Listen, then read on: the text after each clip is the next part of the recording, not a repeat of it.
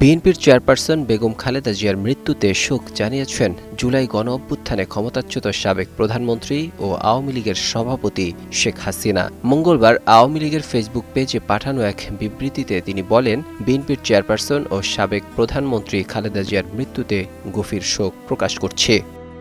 নতুন এবং ফিরে আসা গ্রাহকদের জন্য নগদে চলছে ক্যাশব্যাক সহ প্রতিদিন হাজারো উপহার জেতার সুযোগ। হবে আশা আর ফেরা, সারপ্রাইজ সেরা।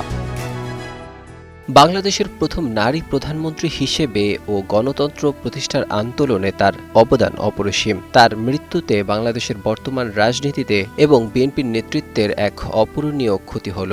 আমি খালেদা জিয়ার আত্মার মাগফিরাত কামনা করছি।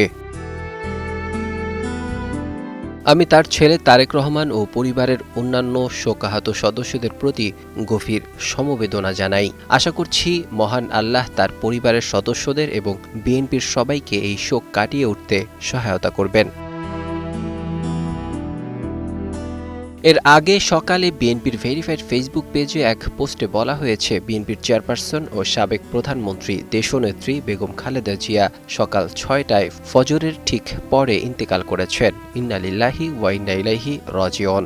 আমরা তার রুহের মাগফিরাত কামনা করছি এবং সকলের নিকট তার বিদেহী আত্মার জন্য দোয়া চাচ্ছি। দীর্ঘদিন ধরে তিনি হৃদরোগ, ডায়াবেটিস, আর্থ্রাইটিস, লিভার সিরোসিস ও কিডনির জটিলতা সহ নানা শারীরিক সমস্যায় ভুগছিলেন। শ্বাসকষ্ট দেখা দিলে গত ২৩ নভেম্বর তাকে দ্রুত এভারকেয়ার হাসপাতালে ভর্তি করা হয়। Desk report, ২১ television.